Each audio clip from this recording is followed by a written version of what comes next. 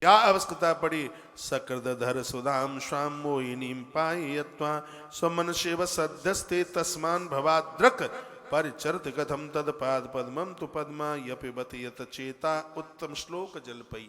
ये श्लोक बड़ा अद्भुत है। इसमें दो बात गोपी ने कही। एक तो कृष्ण काला तू भी काला। जब से काला कृष्ण हमें छोड़ के गया, हमने तो काले आदमी से बात करना ही बंद कर दिया। उसने तुझे भेजा, तू हमारी सूचना उसको दे देना। उसका एक नाम है उत्तम श्लोक। उसका एक नाम है उत्तम श्लोक। उत्तम श्लोक का अर्थ है जिसकी कीर्ति का वर्णन स्वयं महात्माओं ने किया हो, उसको उत्तम श्लोक कहते हैं। तुम्हारी गोविंद, तुम्हारी कीर्ति का वर्णन महात्माओं ने किया है। और महात्माओं ने तुम्हारी क्या कीर्ति गाई है कि परमात्मा के चरणों में जो भी आया है भगवान उसको कभी ठुकराता नहीं है। तो फिर तुम हमें क्यों ठुकरा रहे हो? तुम्हारी बदनामी हो जाएगी।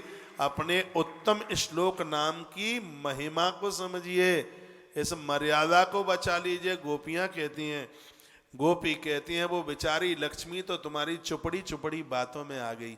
बेचारी कितनी परेशान होती होगी। गोपी कहती है लक्ष्मी तुम्हारी चुपड़ी चुपड़ी बातों में आ गई होगी और उसको भी तुम्हारे चरण बिचारी को नहीं मिल रहे होंगे। गोपी कहने लगी, अरे भ्रमर, हम वनवासिनी हैं, हमारे ना तो कोई घर है ना द्वार है। तो हम लोगों के सामने यदुवंश शिरोमणि श्री कृष्ण का बहुत गुणानुवादन करता है। ये सब भला हम लोगों को मनाने के लिए तू बोल रहा है। तो लेकिन तो यह ध्यान रखना, हमारे लिए वो कोई नया नहीं है। तू क्या जाने, तेरी तो मित्रता कुछ ही समय पहले हुई होगी। हमने उसको बहुत करीबी से बारीकी से देखा है। वो हमारा जाना पहचाना हुआ है। वो तो हमारे बिल्कुल पुराने हैं। तेरी चापलूसी हमारे पास नहीं चलेगी। तू यहां से जा तू यहां से। जिनके साथ सदा विजय रहती है तू समझता है, तो उसी कृष्ण के साथ में ही जा।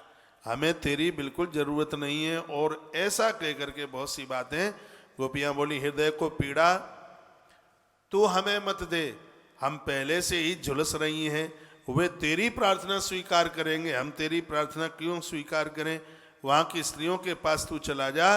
इस प्रकार से वह गोपी उस भौरे को कहने लगी भौरे, वे हमारे लिए छटपटा रहे होंगे, ऐसा तू हमसे कहने को आया है क्या? उनकी कपट भरी, देखिए गोपियों का भाव है। गोपियां कहना चाहती हैं कि भक्त उसको याद करता है तो भगवान जरूर उस भक्त को याद करता है। तो गोपी इस श्लोक में यही तो कहती है, देवे भुवे चरसायाम का स्त्रिय तत्दुरापा कपट रुचिरहास ब्रजम्यस्य यासु चरण रज उपास्ते यस भूत भयम का अपचकर पड़ते उत्तम श्लोक शब्द। यानी गोपी कहना चाहती है कि हम रो रहे हैं तो वो रो रहा होगा और उससे अब हमारा रुदन सहन नहीं हो रहा, इसलिए उसने तुम्हें हमारे पास भेजा है। लेकिन वो कपटी है, तो ये बुरा लग रहा होगा सुन के ये कपटी है। तो हम बता देते, मृग यूरोप कपिंद्रम बिभ्यदे लुब्ध धर्मा। उस बेचारे ने क्या बिगाड़ा था? मारीच ने मृग ही तो बन गया, उसको मार डाला। बाली ने क्या बिगाड़ा? छिप करके मार डाला। सूर्पणखा आई, बेचारे के नाक कान काट लिए। बलि के सामने मांग रहा था तो छटंकी सा छोटा, और लेने का नंबर आया तो धरती से लेके अंबर आकाश तक वही दिख रहा था। बलिमप बलिवत्पा चिष्ट द्वक्षसा स्वदल सिद्ध सख्यई पस्तस्तस्व कथार्ता।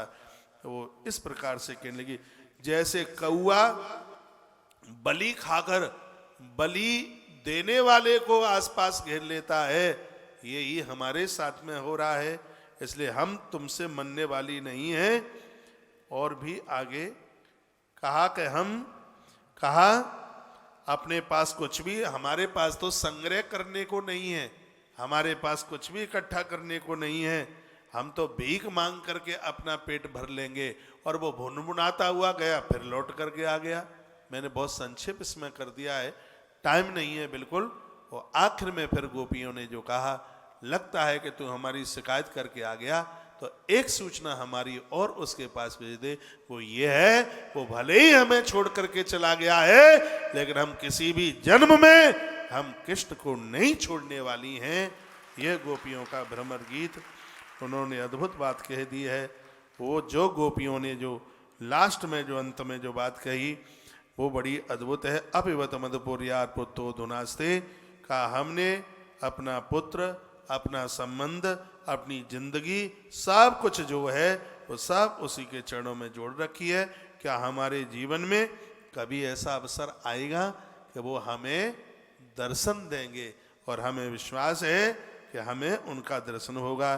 सुखदेव कहते अथोद्धवे निसम्येम कृष्ण दर्शन लालसा शांत्यन प्रिय संदेशो गोपी रदम भाषता। जब गोपियां ऐसा बोली उसी समय उद्धव जी ने अपने खीसला से चिट्ठी निकाल करके और गोपियों के सामने पढ़ना शुरू कर दिया। तो भौरे और गोपियों के बीच में जो संवाद हुआ था उसी का नाम भ्रमर गीत है। बहुत बहुत धन्यवाद।